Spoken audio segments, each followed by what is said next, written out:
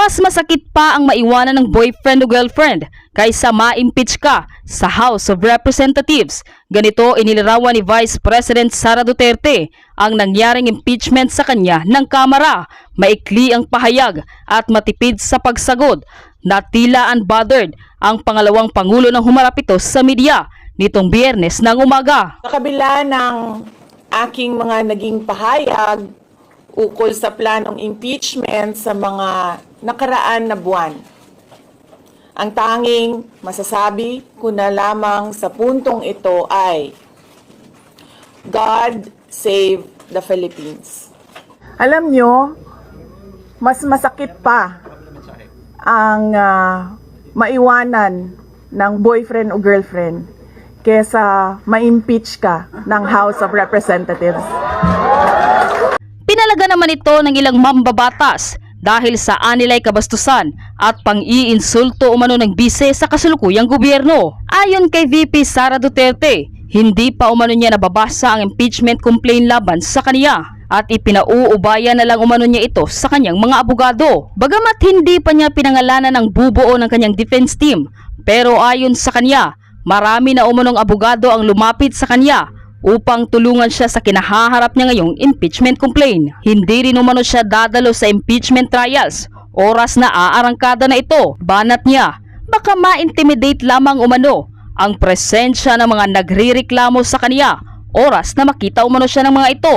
At kahit pa nagsabi na noon ang kanyang ama na si dating Pangulong Rodrigo Duterte na pamumunuan ito ng kanyang defense teams, tingin ni Vice President Sara Duterte, mas mabuti kung maging bahagi na lamang umano ito ng depensa, lalo't nagkakaedad na umano ito. Sa ngayon, hindi pa umano sila nagkakausap ng kaniyang ama, pero nagpaabot umano ito ng mensahe sa kaniya sa pamamagitan ng isang kanta na may pamagat na MacArthur Park. Replika umano ito sa bittersweet emotions ng isang ama na nasasaktan sa kaniyang anak at nagpapakita ng pagmamahal at pagsuporta para sa kanyang anak. Tumanggi namang magbigay ng kanyang pahayag si VP Sara Duterte sa sinabi ni Pangulong Ferdinand Marcos Jr. na wala umano siyang kinalaman sa pagpapa-impeach sa kanya ng Kamara at muling iginiit na hindi niya pinagbantaan ang buhay ni Pangulong Ferdinand Marcos Jr., First Lady Araneta Marcos at Speaker Martin Romualdez sa oras na may mangyayari sa kanya na naging basihan ng isa sa articles of impeachment at hindi rin umano siya bababa bilang ikalawang Pangulo o naisip na mag-resign. Hindi ito usapin ng jowaan, usapin ito ng pananagutan. Yan ang batikos ni Akbayan Party List Representative Percy Sedania sa mga pahayag ni Vice President Sara Duterte na mas masakit pa ang maiwanan ng boyfriend o girlfriend kaysa ma-impeach sa House of Representatives. Ayon sa kanya, ipinapakita lamang umano nito kung gaano kababa ang pagtingin ng Vice Presidente sa public service. Idiniin niya na usapin umano ito ng pananagutan. Tila nagpalitan naman ng maanghang na salita sina Representative Percy Sedania at Senator Bato de la Rosa. Ayon kay Bato, lumapit ka nga dito kasi sasapakin kita sa kabilang mukha mo para balanse. Banat naman ni Sedania, sana ganyan din siya katapang laban sa China sa West Philippine Sea at sa pagharap sa ICC. O baka naman iiyak na naman siya ng crocodile tears at kakaripas ng takbo gaya ng pagtakbo niya noon sa hawak niyang paputok. Dismayado kayo sa mga pumirma sa impeach ni VP na mga kongresista. Kung may ibinigay para bilhin ng boto, tanggapin niyo. Pero wag niyo silang piliin sa eleksyon para makaganti kayo. Too easy. Yan ang inihayag ni City Mayor Baste Duterte sa kanyang Facebook account nitong Huwebes bilang payo sa publiko na tanggapin ang regalo mula sa mga politiko na tatakbo sa darating na midterm election. Pinasisinungalingan rin niya ang naging pahayag ni Sandro Marcos. Itinanggi kasi ni Presidential son at Congressman Sandro Marcos na siya ang nagsulong ng ika-4 na impeachment complaint laban kay Vice President Sara Duterte, pero hindi aniya dapat magtaka kung siya ang unang pumirma sa reklamo dahil sa bigat umano ng mga pahayag ng bise laban sa kanyang pamilya.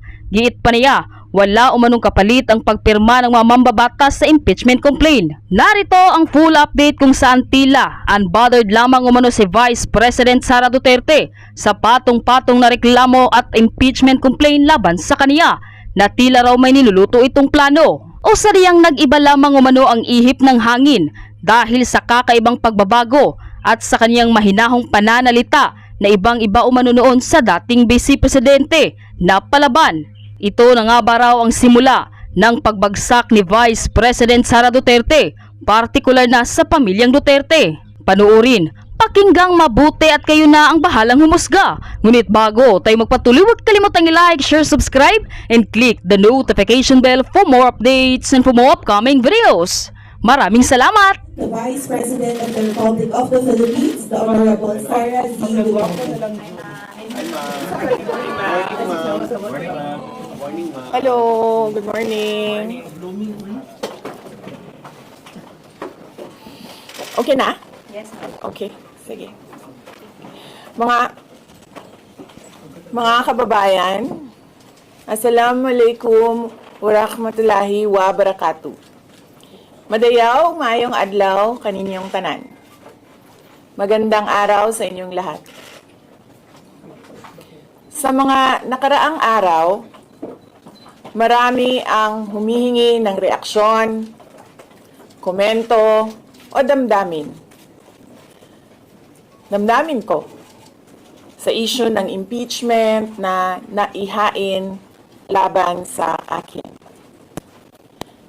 Sa kabila ng aking mga naging pahayag ukol sa planong impeachment sa mga nakaraan na buwan, ang tanging masasabi ko na lamang sa puntong ito ay God save the Philippines. Bukod dito, nais ko na lang ipaabot ang aking taus-pusong pasasalamat sa mga kababayan na patuloy na nagdarasal, sumusuporta, nagtitiwala, at patuloy na nagmamahal sa akin. Manalig kayo dahil sa taong bayan ang tagumpay. Syukran. I know, right? Braille. 3 questions, no follow-up. Okay. Oh. How are you? Ayoko na. I'm okay. You've seen the list of those who signed, ma'am? Oo. Marami doon, mga inaanak, mga kumpare, mga nanghiling suporta sa inyo. So, What's your reaction? Sabi kasi, ito lang daw basahin ko. Promise me lang, isa na yun. So, ma'am, how are you preparing for this? We've already started preparing the moment Franz Castro announced the impeachment plans, which was November of 2023. So November of 2023, there were already lawyers doing their work for the impeachment. So, Ma'am?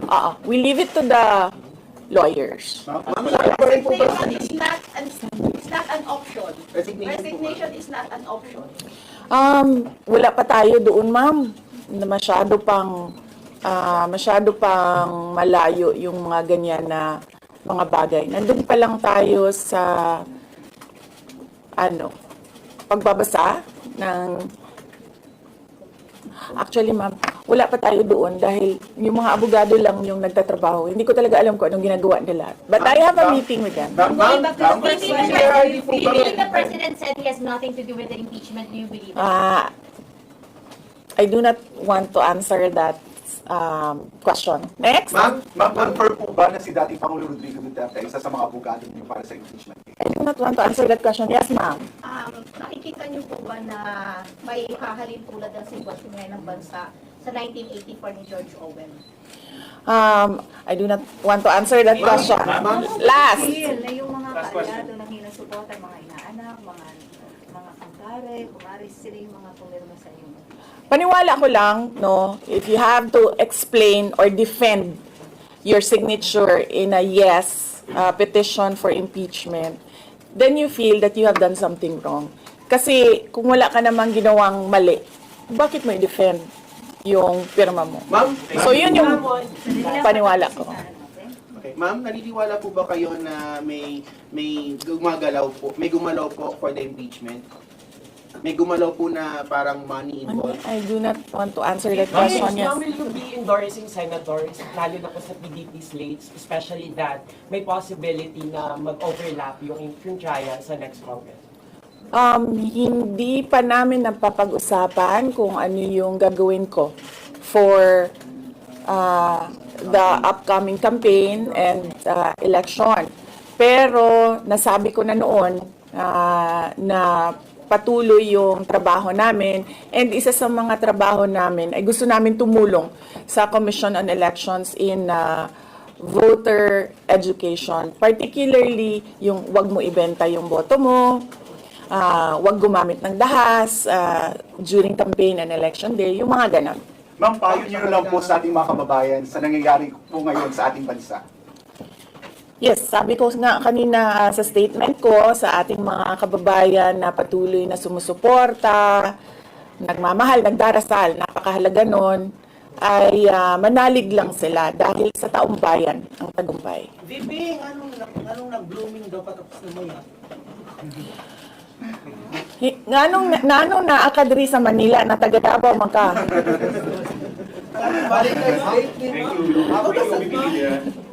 Ma'am, Yes sir. Ma'am, sabi niyo po late last year parang nagpe-prepare na kayo para dito. Pwede mo i-brief na kung right now po after i-transmit sa Senate, saan na po yung preparation? May legal team na po ba and nasaan na po? Well, may meeting kami mamayang hapon dahil nag-meeting sila kahapon. Hindi ako sumali. So merong briefing, legal briefing mamaya ang mga lawyers. So I will know more this afternoon. Can you name some of the prominent members of your Pakikita nyo na yan pagpasok nila ng kanilang entry of appearance. Ma'am, tuloy po ang trabaho kahit may pinaghahandaan po kayo impeachment. Yes sir. Opo. Kakatapos lang po ng planning conference ng Office of the Vice President. So we did it last Tuesday, Wednesday, and Thursday para po sa 2025 and 2026. ma'am, for 2025, may mga maapektuhan ba na programs ng OVP? Yes, nag-announce na kami no na wala kaming wala kaming burial and medical assistance dahil tinanggal yung line na yon sa budget. So hindi ka na pwede maglagay ng budget How doon. about the other programs, ma'am? Tutuloy siya. How confident are you that you won't be convicted in the impeachment court? Wala pa tayo. Masyadong pang malayo yan, ma'am. Wala pa tayo.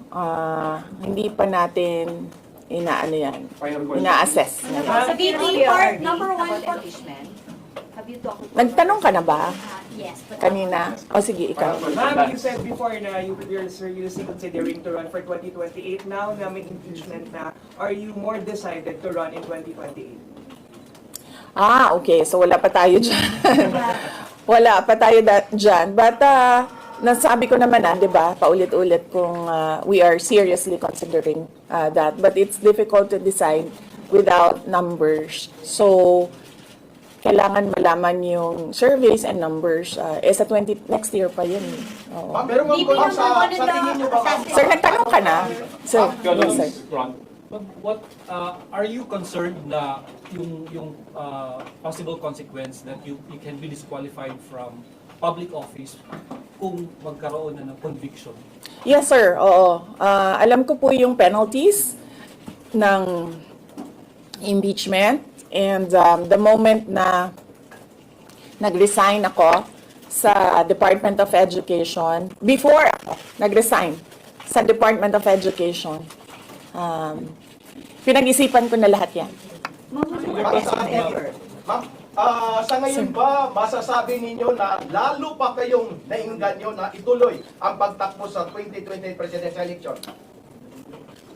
Nasagot ko na ata yung kanina sa question ni Sir na nakaitim. Ma'am, number one in the articles of impeachment was your assassination threat to the president. Do you regret making that statement last week? I did not make an assassination threat to the president. Sila lang nagsasabi niyan. Sila lang nagsasabi may assassination. Sila nagsasabi may assassin, may gunman. Vice, Not say that. Vice, last time tinanong ko kayo if confident kayo sa numbers ng House and sabi nyo, hindi kayo confident. And nagkatotoo nga, ngayon sa Senate, you said na parang meron kayong confidence sa mga senador. So, ngayon, how do you feel about that? Do you still feel confident with the numbers in the Senate? Sandali, Mama. Kailan ko sinabi yun may confidence ako sa numbers sa Senate? Sit down. Nung Ano exact na sinabi ko? Sorry I cannot remember the exact words that I used. Parang medyo confident kayo with regards sa Senate, sa mga friends and allies. Unlikely ako magsasabi ng ganyan ba? Pero I need the... I will answer that next Pero how do you time. feel now sa Senate? Medyo supposedly receive nila yung impeachment complaint the other day, pero nag-close sila kagad because of the last session.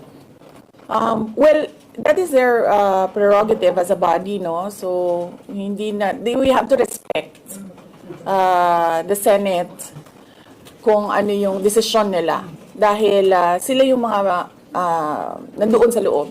So far you feel assured about your allies in the Senate? We haven't talked. I have not talked to my friends in the Senate. Wala. last question. Ma'am, will you appear sa impeachment court? Kay Senator Ivy. Bakit? She's going to block daw the impeachment po, ma'am. Sabi daw po niya, she opposed to impeachment daw po. Bakit kaya? Maybe we should ask. Maybe we should ask her first. Bakit niya ibablock yung impeachment? How do you feel po? Sabi ni BBM, hindi niya supportado yung impeachment. Pero number one na, unang-unang pumirma yung anak niya. He was consulted actually. He would consult it. Kasi sabi, ito lang daw basahin ko. Ang daming nagbabantay sa gilid. Nausap niyo na ba yung father niyo after your impeachment? Wala pa. But nagpadala ako ng message through sa kanyang assistant and sinabi ko na ano ba sinabi ko? Hindi ko maalala. I think I said everything will be all right. Yun ata ang sinabi ko. What was his reply? His reply was a song. Ano po kaya, ma'am? MacArthur's Park. Oh, okay. So, nagpadala siya ng video na kumakanta siya. Have you read the complaint? Have you read? Hindi ko pa nabasa, ma'am, yung complaint. But I understand lahat ng mga complaints na na-file sa House of Representatives, nabasa na ng mga lawyers. Ma'am, will Bakit you siya challenges sa pamilya ninyo kahit because sa dating impeachment? Pangulong... Any May challenges po? pakiusap pa Sandali, Sarah. Sandali, Sarah. Ma'am, any challenges po na inaharap natin with regards sa preparation sa impeachment? Ang preparation, challenges sa preparations, but so far wala naman. Wala naman kaming na-ano lang kami, na-overwhelm kami kasi ang daming mga lawyers na nag-signify na tutulong sila sa defense. So, ngayon ay pinag-uusapan on how to go about it na makuha lahat ng kanilang commitment of support at makatulong din sila sa pag-iisip kung ano yung gagawin sa defense. Ma'am, Nagtanong ka na, ma'am? Wala pa. Ma'am, Sige, you ma'am. know at least who will lead the defense? Sabihan ko na lang sila na mag-announce na sila kung gusto na nila mag-announce. Pero yung father niyo kasama pa rin? Kasi sabi niyo before, your father would be helping also. Well, he is welcome. He is a lawyer. So he is welcome to give his advice, input in the defense. Ma'am, sa mababa ng tax ratings recently due to the Senate bill sa Congress hearing. I will not answer that question. Is Yusek Zulaika back? Yes, I'm sorry. Yes. Is Yusek Zulaika Lopez back? Yes. So what happened was, nag-indefinite leave siya, and then she was admitted to the hospital doon sa Davao City na hospital siya, and then discharge siya ng mga doctors with ulitin ko. Si Yusek Zulaika Lopez, nag-indefinite leave siya after nung sa veterans hospital admission niya. Umuwi siya Davao, and then na-hospitalize siya doon. And then sabi ng doctors niya, we will discharge you but you have to come back ngayon ata, February, for further tests. And then bumalik siya for 1 day dito. Noong January, bumalik siya for 1 day dito sa Office of the Vice President. And she said na mag-leave siya for 2 months. And then we said, I said yes, take the time that you need for your health. And then after a week, bumalik siya. Noong January, after a week, bumalik siya dito. And then she said, hindi ako mag-leave. So sabi ko, okay, welcome back. Ma'am, Okay. kamusta po Did you sa appear, ma'am? INC? Meron ba ang pakikipag-usap kayo sa INC? Dahil sila po yung nag-rally against para wag ituloy yung impeachment. Hindi pa po kami nagkausap ng INC, sir. Pero nagpapasalamat po ako sa INC at sa buong sambayanan sa kanilang pananawagan ng kapayapaan. Ma'am, kamusta po ang staff You ng think you have numbers in Senate? Nagtanong ka na, sir? Not yet. Dapat, sir. You think you have the numbers in the Senate to be acquitted? Hindi ko masabi yan ngayon, sir. Wala pa kami dyan. Ma'am, Nagtanong ka na, ma'am. Wala pa. Ma'am, would you consider former President Duterte to be your lead defense? He will, maybe if he wants to, he can be part of the defense team. But because of his age and because of rigorous preparations in an impeachment case, baka sabihin ko sa kanya na wag na lang siyang mag-lead. Dahil medyo may edad na si former President Rodrigo Duterte. Ma'am? He's already 80 years old this Ma'am, year. kamusta po ang staff ng OPT after they heard about the impeachment po, ma'am? Ano po naramdaman po nila na when you were impeached by the House? Ano po naramdaman ng staff ng OPT in general? Are they sad? Are they worried po ba, ma'am? Hindi ko alam nila na pinagtatawanan lang nila ako dito sa gilid kasi hindi daw ako sumunod. Sabi, basahin lang daw talaga ito. Ma'am, you will appear sa impeachment court, ma'am, if ever. Ha? Will you appear sa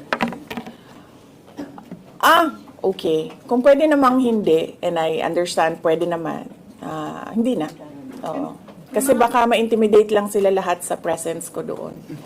May mga plano po ba kayo para itulak ang pag-audit, lalo na po sa mga kongresista natin na ginagamit ang pera o pondo ng gobyerno para sa black propaganda against you?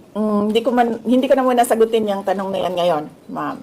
Doon muna tayo sa God Save the Philippines. So ma'am, will you dissuade or encourage your supporters in case they would go sa street to rally? Sa panahon ngayon, ma'am, na sobrang mahal ng presyo ng mga bilihin, lalong-lalo na ng pagkain, sasabihin ko sa mga supporters sa taong bayan na unahin muna nila ang trabaho and negosyo nila kesa sa mag-rally sila sa mga daan. Dahil marami o lahat tayo breadwinners. So, merong mga bata or merong mga kapamilya na nagdidepende sa atin. At tayo naman ang social media capital ng buong mundo. Kung gusto talaga nilang magsalita at tumulong, doon na lang sila sa social media kung saan nakakatrabaho pa rin sila. Pero nagagawa nila kung ano yung nararamdaman nila na gusto nilang gawin. At yun ay magsalita at marinig sila ng taong bayan at ng mundo. Sabi ninyo, hindi niyo pa masabi if you have enough numbers in the Senate for an acquittal. Are you not confident that you have enough allies to avoid a conviction in the Senate acting as an impeachment court? Hindi ko pa naisip yan, sir. I've not counted numbers of votes in the Senate, so we are not there yet. We are still, the legal team is still in the preparation of the defense and what we will do moving forward. Ma'am, do you feel betrayed? Maraming mga congressmen from Mindanao voted yes. 70%. Sorry for it. I mean, Do I feel betrayed? How do you feel ang dami taga Mindanao ng congressmen? Actually, ma'am, wala akong feelings. Wala akong feelings. about it. Kasi, kung napapansin nyo, wala naman kasi talaga akong barkada na politiko. I don't join their circles. But we are friends. Yes. But kung ninong at ninang lang ng mga anak, walang ninong at ninang na politiko ang mga anak ko. Oo. Maliban kay Stonefish, dahil nandoon si former President Erap Estrada. So, I don't move in the circle of politicians. Kaibigan, yes. But to say that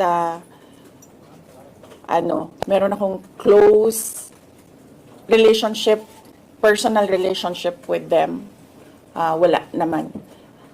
Kaya siguro, ganyan din siguro kadali sa kanila ang magdesisyon about the impeachment. Kasi wala naman talagang something that is worthwhile sa aming pagiging magkaibigan.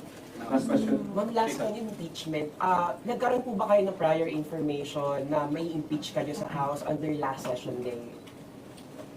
Or may nag-PM ba sa inyo? Naka-receive po ba kayo or may nag-tip sa inyo? Yes. Oo. Si JC. Si JC.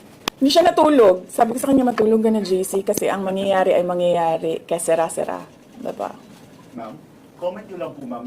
Alam ko matagal na ito, but the QC Prosecutor's Office ibinasura yung patong-patong na kaso against you. Yes. What was your initial reaction about that? And second po, any updates sa security details natin, ma'am? Tuloy po ba yung pag-hire po natin ng private security? Hindi ko nasasagutin yan, ha? Dun lang tayo sa God Save the Philippines. Ma'am, Okay. last na lang po ma'am from my end. Ma'am, you said God save the Philippines. Gaano na po kalala ang problema ng Pilipinas ever since na nagkaroon ng issue na ito? Nagkaroon ng issue sa impeachment na ito? Parang, ano po yung nakikita yung problem sa Philippines ngayon at bakit nila inuna itong impeachment na ito? Gaano kalala ang Pilipinas na pag-iwanan na tayo ng panahon at ng ating mga kapitbahay dito sa region at napag-iwanan na tayo ng mundo. Malala siya since na nagkaroon ako ng understanding. Kasi 1990s, tapos 1990s, magulo. Well, sa amin, magulo, sa Mindanao. And then, ngayon, nagbabadya ang gulo sa Mindanao. So, parang wala namang nagbago. So, malala. Sobrang malala. Dahil, kung nakakausap mo yung mga tao na arawan yung kanilang sweldo, yung pera nila hindi na talaga sapat para sa pagkain, para sa kuryente, para sa bahay, para sa tubig, para sa pag-aaral ng kanilang mga anak. At kung basehan natin yung pag-alis ng mga Pilipino sa sarili nilang bansa ay sobrang malala dahil sobrang dami ng ating mga kababayan ang pumupunta, nakikipagsapalaran sa ibang bansa dahil wala silang makita na pag-asa, wala silang makita na oportunidad dito sa ating bayan. Kaya parang nakakaawa na tayo dito sa loob at nakakahiya yung estado natin kapag iniligay mo siya in a global stage na kung saan pinapanood tayo ng ibang mga lahi at ibang mga bansa. And because of that, ma'am, And because of that, tapos na tayo. you will run for presidency because of that. Diba? Maraming salamat sa oras ninyo. Magandang umaga. Happy Valentine's! Happy Valentine's, ma'am. Valentine's message na lang. Yes, happy Valentine's. Basing on